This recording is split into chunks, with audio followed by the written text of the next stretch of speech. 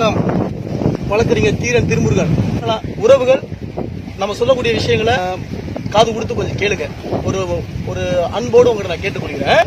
நான் சொல்லக்கூடிய கருத்து ஒன்னே ஒன்றுதான். நாம் தமிழர் கட்சி இந்த மண்ணுக்கும் மக்களுக்கும் கடைசி வரை நிக்குமா? நாங்கள் தான் அடைத்து கடைசி ஆயுதமா என்று சொல்லக்கூடிய கட்சி இது தமிழ் தேசிய அரசியல் ஜெயிச்சிருமா இல்ல நின்றுமா அப்படிங்கிற விஷயம் தான் நாங்க சொல்ல வர்றோம். எங்களுக்கு அந்த கட்சி வளரணும். அந்த கட்சி இன்னைக்கு தமிழ் தேசிய அரசியல முதல்வராக தமிழர்கள் ஆள வேண்டுங்கிற கருத்துல எங்களுக்கு எல்லா அளவும் மாற்று கருத்துல நாங்களும் அதைத்தான் விரும்புறோம். ஆனா நின்றுமா இல்ல நின்று தாக்கு பிடிக்குமா அப்படிங்கறதா இப்ப பேச வரப்போம். நாம் தமிழர் கட்சியை உருவாக்கியவர் யாருன்னா சீபா ஆதித்தனார். அவர் பாரத்லா முடிச்சவர். பாரத்லா மட்டும் இல்ல, உலக மாமேதைங்கிற பட்டம் பெற்றவர் அவரு. அப்பேற்பட்ட சீபா ஆதித்தனார் மிகப்பெரிய அளவுக்கு இளைஞர் படையை திரட்டி அவர் வைத்த கொள்கை கோட்பாடு நீங்க பாத்தீங்களா? இன்னைக்கு நாம் தமிழர் கட்சி வச்ச தேர்தல் அறிக்கையை கூட மிஞ்சிய அளவுக்கு கொள்கை கோட்பாடுகள் இருக்கும். போய் உட்கார்ந்து போய் படிங்க. அப்பேற்பட்ட தமிழ் தேசிய அரசியல பேசியவர் சீபா ஆதித்தனார். அவர் வச்ச கோரிக்கை தெரியுமா? தமிழீழத்தையும் தமிழ்நாடு இணைச்சு அகண்ட தமிழ்நாடு பேரரசு அமைக்க போறோம். தனி தமிழ்நாடு கோரிக்கை உறுதியாக மத்திய அரசு நாங்க வைப்போம். மாநில சுயாட்சிய எங்களுடைய தன்னாட்சி அப்படின்னு உயர்ந்த நோக்கத்தோடு உயர்ந்த சிந்தனையோடு உயர்ந்த ஒரு சேர சோழ பாண்டிய அரசு நிறுவனத்துக்கு வந்த ஒரு மாபெரும் மனிதர்லாம் சீபாதிக்கிறாங்க. என்னாச்சு? லட்சக்கணக்கில் இளைஞர்கள் மாணவர்கள் அணிதிரட்டாங்க. தமிழ் தேசிய அரசியல பேசினாங்க.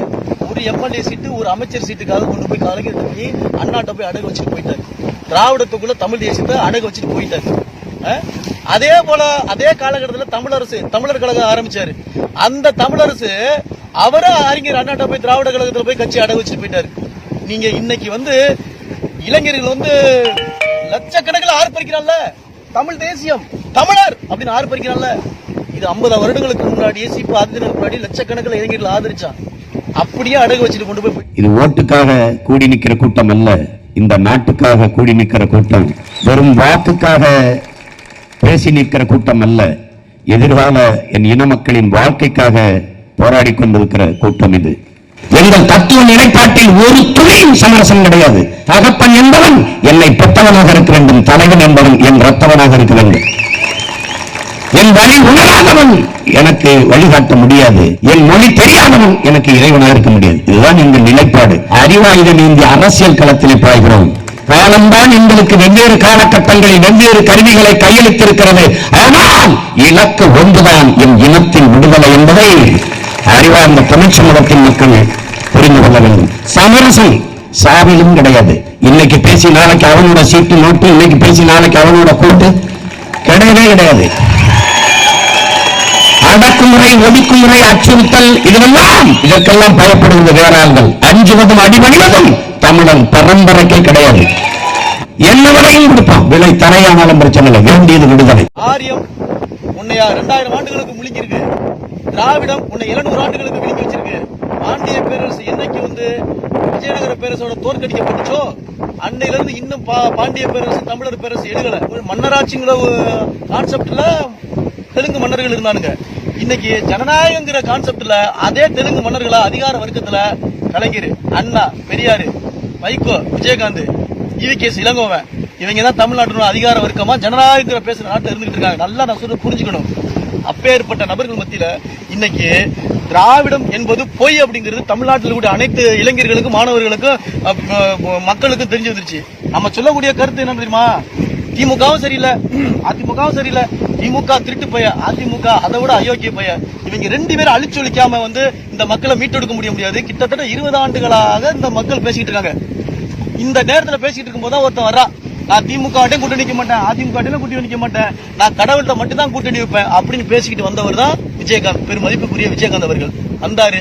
இந்த மக்கள் அவருக்கு பின்னாடி பெரிய இளைஞர்கள் பட்டால் அணிதிரண்டுச்சு. அவர் வந்தாரு. அவரை மிகப்பெரிய அளவுக்கு இந்த மக்கள் அங்கீகரிச்சாங்க. எதிர்கட்சி தலைவராக கூட ஆனாரு. என்னாச்சு? இப்ப வந்ததும் தெரியல, போனதும் தெரியல. அவருக்கு பின்னாடி இந்த இளைஞருக்கு கூட்டம்லாம் எங்க? திராவிட கம்பெனில கொண்டு போய் அடகு வச்சுட்டு போயிட்டாரு. அவர் ஒரு குட்டி திராவிடம் தான் அடகு வச்சுட்டு போயிட்டாரு. ஆனா நல்லா பேசக்கூடிய மனிதரா, அந்த மக்களுக்கு ஏதாவது சேவை செய்யக்கூடிய மனிதரா, இந்த மக்களுக்கு ஏதாவது செய்யணுங்கிற எண்ணத்தோட வந்தவர். இன அழிப்புக்கு அப்புறம் இன்னைக்கு நாம் தமிழர் கட்சி இன்னைக்கு தமிழ்நாட்டில் ஊடுருவி நிக்குதுன்னா திமுகவும் பிழை, அதிமுகவும் பிழை, தேமுதிமுகவும் பிழை. இனிமே எவனுமே நம்புறதுக்கு தயாரில்ல. இந்த மக்கள் அப்படியே எல்லா பேரும் அயோக்கிய பைய, எல்லாருமே என்ன சொல்றேன்னு தெரியல. அதாவது இந்த மக்கள் புலங்கி போய் நிக்கிறான். அப்படியே மனசளவுக்குள்ள இனிமே இந்த ஓட்டு அரசியலா எல்லாமே அயோக்கிய பயில்வ, இந்த அயோக்கிய பயில்வர்களுக்கு போய் நம்ம போய் ஓட்டு இனிமே போடணுமா அப்படி நினைச்சு புலம்பி கொண்டு இருக்கிறதுல ஒரு மிகப்பெரிய அளவுக்கு பேச்சு வடிவம் மூலம் இந்த மக்களுடைய உணர்வுகளை வந்து அப்படியே கஷ்டங்களை, அந்த இன்னல்களை, துன்பங்களை, இந்த படுற துயரங்களை அப்படியே எடுத்துரைக்கிற ஒரு மனிதரா சீமான் அவர் கிளம்புறாரு. நாம் தமிழர் கட்சி வந்து போன சட்டமன்ற தேர்தலில் தனித்து போட்டிடுச்சு. எல்லா வேட்பாளரும் 2000 3000 பெற்றாங்க. ஓட் பேங்க் வந்து ஒரு 2 லட்சம் வந்துச்சு. இப்ப அதே நாம் தமிழர் கட்சி வந்து பார்லிமெண்ட் தேர்தலில் வந்து தனித்து போட்டிடுறாங்க. அப்ப தனித்து போட்டிடுற மக்கள் வந்து எப்படி பாதுகாத்து இருக்காங்கன்னா, கூடிய விரைவில் இந்த மக்கள் வந்து நாம் தமிழர் கட்சியை வந்து அங்கீகரிப்பாங்க. நாம் தமிழர் கட்சி உறுப்பினர் அல்ல, பொதுவான மக்களா ஒரு நல்ல அரசியல் இருந்தாலும் பேசிட்டு இருக்காரு, இவருக்கு நம்ம ஓட்டு போடுவோம் அப்படிங்கறதுக்காக நிக்கிறாங்க. அதுக்காக நாம் தமிழர் முழு உறுப்பினராக நாம் தமிழர் கட்சி அங்கீகரிக்கிற நபர்களா இல்ல. அயோக்கிய திராவிட திருட்டு கூட்டத்தையும், கலைஞரையும், ஜெயலலிதா கூட்டத்தையும், இந்த கொள்ளையடிக்கிற கும்பலையும், பிசாசையும், பேயையும் அடிச்சு விரட்டி ஆகணுங்கிறதுக்காக தமிழ்நாடு மக்கள் வந்து அதிகாரத்துக்கு வந்து ஒரு நல்ல ஒரு ஆளுங்கிறதுக்காக நிக்கிறாங்க. அந்த வகையில் இன்னைக்கு சீமான அந்த மக்கள் எதிர்பார்க்கிறாங்க. பேச்சு வடிவம் மூலம் மட்டுமே பேசிக்கிட்டு இருக்கிற சீமான எதிர்பார்க்கிறாங்கன்னா, செயல் வடிவம் கொடுத்தா அந்த மக்கள் எப்படி தட்டி எழுப்பி உச்சி முகர்வான்ங்கிறது மட்டும் நீ பாருங்க. அப்பேற்பட்ட இன்னைக்கு வந்து தமிழ்நாட்டு மக்கள் இருக்கும்போது சீமான இன்னைக்கு வந்து தனித்து போட்டிருக்காருன்னா, அப்படியே இந்த சட்டமன்ற தேர்தலையே, இந்த பார்லிமெண்ட் தேர்தலையே ஒரு நல்ல ஓட் பேங்க் கிடைக்கும். நிச்சயமா இவங்களுக்கு வந்து எந்த தொகுதியிலையும் வெற்றி பெற முடியாது, அதுல எந்த மாற்று கருத்து இல்ல. இவங்க வெற்றி பெறதுக்கு வாய்ப்பான குறைவு. ஆனா நல்ல ஒரு ஓட் பேங்க் கிடைக்கும். அந்த ஓட் பேங்கை வச்சுக்கிட்டு இவங்க வெளியே வந்த பிறகு அடுத்த சட்டமன்ற தேர்தல் வருதுல்ல, அன்னைக்குன்னு எம்பி ஆகணும், எம்எல்ஏ ஆகணும், இந்த ஒற்றை சாதி அரசியல் பேசுவான் பாருங்க, இவெல்லாம் எதிர்பார்த்துக்கிட்டு இருக்கான். எப்படா ஒரு கட்சியில எம்எல்ஏ ஆகுவோம், எம்பி ஆகுவோம், சேர்மன் ஆகுவோம், ஒற்றை சாதி அரசியல் பேசுறதுக்கு நமக்கு ஒரு அங்கீகாரம் வேணும் எதிர்பார்ப்பான் பாருங்க. இந்த சட்டமன்ற, இந்த பார்லிமெண்ட் தேர்தலில் வந்து ஒரு நல்ல ஓட் பேங்க் கிடைச்ச பிறகு நாம் தமிழர் கட்சியில ஆட்டோமேட்டிக்கா இவங்கெல்லாம் இணைவாங்க. இணையும் பொழுது களத்துல நின்றவன், சிறைக்கு சென்றவன், தியாகம் பண்ணவன், நோட்டீஸ் ஓட்டுறவன், கட்சியை கட்டமைச்சவன், இவன்கெல்லாம் அப்புறப்படுத்துவான். ஒரு சில 100 கோடிகள் வச்சிருக்கான், காத்திருக்கான். நல்ல ஒரு கட்சியில திமுக போய் ஜெயிக்க முடியல, அதிமுக ஜெயிக்க முடியல, தேமுதிக போய் ஜெயிக்க முடியல. அப்ப நாம் தமிழர் கட்சிக்கு நல்ல ஓட் பேங்க் வந்துருச்சு, நம்ம நிச்சயமா போய் அந்த கட்சியில சேர்ந்துக்குவோம். சேர்ந்த பிறகு நம்ம ஒரு எம்எல்ஏ ஆயிடலாம், எம்பி ஆயிடலாம், நம்ம ஒரு சேர்மன் ஆயிடலாம், ஒற்றை சாதி அரசியல் பேசுறவங்களுக்கு குறி வசிக்கிற ஏதாவது ஒரு அமைச்சர் ஆயிடலாம் அப்படிங்கிற போய் சேர்ந்துருவான். இவங்களுக்கு எந்த கொள்கை கோட்பாடு எதுவுமே இருக்காது, எந்த இலக்கணம் கிடையாது. அவனுக்கு ஒரே ஒரு விஷயம் வியாபாரம், அவனுக்கு ஒரே ஒரு விஷயம் இனமான ஒரு அடகு வச்சு சாதியை பேசணும். அவனுக்கு ஒரே ஒரு விஷயம் என்ன பேசணும், பெரிய அளவுக்கு கோடீஸ்வரன் ஆகணும். இந்த இலக்கோட போயிட்டு நானும் நாம் தமிழர் கட்சி வந்து உழைக்க வந்தவன், தமிழர்கள் தமிழ்நாட்டு ஆள வேணும்னு சொல்லி இந்த மாதிரியான கூட்டங்கள் இனிமே அடுத்த சட்டமன்றத்தில் நாம் தமிழர் கட்சி இணைவான். இணையும் பொழுது உண்மை தொண்டை எல்லாருமே புறக்கணிக்கப்படுவான். இது நடக்கல, தமிழ் தேசிய அரசியலிருந்து நான் விலகுறேன். நாம் தமிழர் கட்சி தலைமைக்கு சொல்றேன், நாம் தமிழர் கட்சி 2ஆம் கட்ட தலைவர்களுக்கு சொல்றேன், இது நடந்தே ஆகும். நிச்சயமா இந்த தேர்தல் நீங்க சட்டமன்ற தேர்தலில், பார்லிமெண்ட் தேர்தல் நல்ல ஓட் பேங்க் வாங்குவீங்க. அந்த ஓட்டு வங்கியை வந்து அடுத்து வந்து பெரிய வணிக முதலாளிகளும், சிறிய வணிக முதலாளிகளும், ஒற்றை சாதி அரசியல் பேசக்கூடியவன், மத ரீதியாக அரசியல் பேசக்கூடியவன் நிச்சயமா உங்ககிட்ட வந்து இணைவான். அன்னைக்கு அந்த கட்சி வளர்ற மாதிரி ஒரு பிம்பம் ஏற்படுத்தும். உண்மை தொண்டர்கள், உண்மையா களத்தில் நின்றவங்க, உண்மையா மாவட்ட செயலாளர் நின்றவங்க எல்லாருமே புறக்கணிக்கப்படுவாங்க. கிடையாது, யாரை வேணாலும் நீங்க இழுத்துக்குவீங்க, யாரு வேணாலும் வந்து நீ நாம் தமிழ் சொன்னா மட்டும் போதும். வர்றவன் சாதியா வந்தாலும் நாம் தமிழ் சொன்னா ஏத்துக்கிட்டா, வர்றவன் மத ரீதியா வந்தாலும் நாம் தமிழ் சொன்ன ஏத்துக்கிடுவேன். ஆனா அப்பேற்பட்ட மிகப்பெரிய அளவு இழிவான அரசியலை செய்யக்கூடிய தமிழ்நாட்டில் வந்து நிறைய பேர் படத்தை வச்சுக்கிட்டு சில 100 கோடிகளை வச்சுக்கிட்டு திரியா, இவனை போன்ற நபர்கள் உள்ள வரும் பொழுது நிச்சயமா நாம் தமிழர் கட்சி மீண்டும் அடகு வைக்கும்.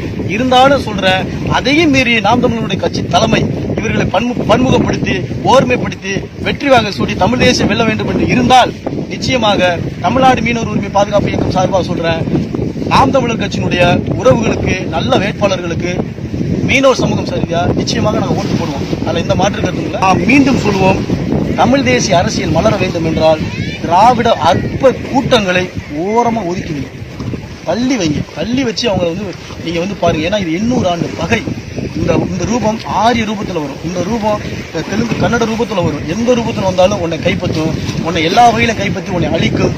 நீ மரபணுவோடு நின்றால் மட்டும்தான் உன்னுடைய சோழ பரம்பரையும் உன்னுடைய பாண்டிய பரம்பரையை மீட்டெடுக்கும் செய்ய முடியும்.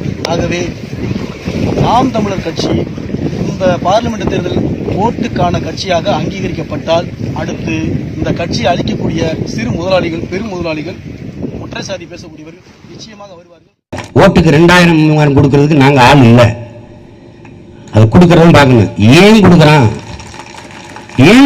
முன்னோர்கள் காப்பாற்றி தந்த இந்த ஜனநாயகம் எவ்வளவு கேடுகட்ட பணநாயகம் ஆயிடுச்சு. முதலாளி, இந்த போட்டியிடுற எல்லாருமே முதலாளிகள். பல கோடி ரூபாயை கொடுத்து சீட்டு வாங்கி, பல கோடி ரூபாயை முதலீடு செய்து தேர்தலில் வாக்கை பெறவில்லை, இவர்கள் வாக்கை வாங்குகிறார்கள். கொண்ட லட்சிய பயணம் வெற்றி பெறாது. பறந்து விரிந்து கிடக்கிற இந்த பூமி பந்தில் தமிழ் தேசிய இனத்திற்கென்று தனித்த ஒரு தேசம் என்று அடைகிறோமோ அன்றுதான் எங்கள் லட்சியத்தாக அடங்கும். அது வர வெறிகொண்டுதான் களத்தில் நிற்பான். குறுக்கே எவர் வந்தாலும் தூக்கி எறியப்படுவீர்கள், வீசி எறியப்படுவீர்கள். அது சித்தப்பா, பெரியப்பா, அண்ணன், மாமன், மச்சான், சொந்தக்காரன் ஏவனும் கிடையாது. எங்கள் லட்சியத்திற்கு இடையூறாக எவன் என்றாலும் அவன் பெத்தவனே ஆனாலும் எதிரி தான்.